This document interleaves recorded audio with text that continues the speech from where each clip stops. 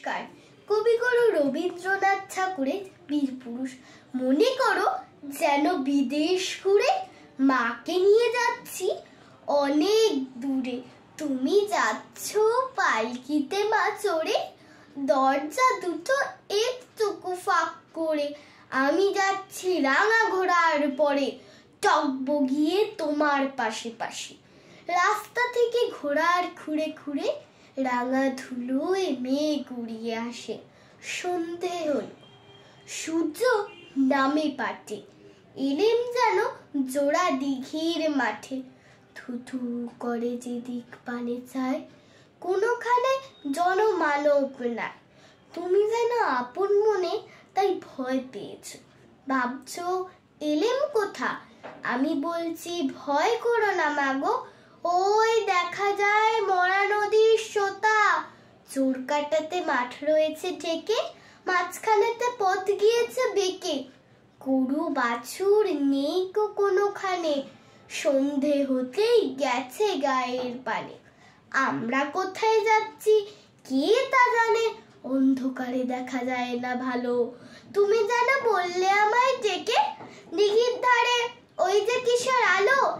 এমন সময় হাড়ে রেড়ে রেড়ে ওই যে কারা আসতেছে ডাক ছেড়ে। তুমি ভয় পালকিতে এক কোণে, ঠাকুর দেবতা স্মরণ করছো মনে। বেয়ারাগুলো পাশের কাটা বনে, পালকি ছেড়ে কাঁপছে থরো থরো। আমি যেন তোমায় বলছি ডেকে, আমি আছি ভয় কেন মা করো। হাতে লাঠি, মাথায় ঝাঁকড়া চুল, কানে তাদের গোজা জবার ফুল। আমি বলি দাঁড়া, খবরদার, এক পা কাছে আসিস যদি আর। এই চেয়ে দেখ আমার তলোয়ার, টুকরো করে দেব তোদের ছেড়ে। শুনে তারা লম্ফ দিয়ে উঠে চেঁচিয়ে উঠল হাড়ে রে রে। তুমি বললে যাসনে খোকা উড়ে, আমি বলি দেখো না চুপ করে।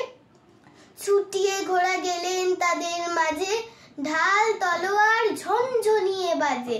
কি ভয়ানক লড়াই হলো মা, যে শুনে তোমার গায়ে দেবে কাটা। কত লোক যে পালিয়ে গেল ভয়ে, কত লোকের মাথা পড়লো কাটা। এত লোকের সঙ্গে লড়াই করে ভাবছো খোকা গেলই বুঝি মরে। আমি তখন রক্ত মেখে ঘেমে বলছি এসে লড়াই গেছে থেমে। তুমি শুনে পালকি থেকে নেমে চুমু খেয়ে নিচ্ছ আমায় কোলে, বলছো ভাগ্যে খোকা সঙ্গে ছিল, কি দুর্দশাই হতো তা না হলে।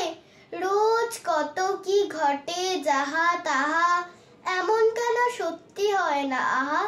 ঠিক যেন এক গল্প হতো তবে, শুনতো যারা অবাক হতো সবে।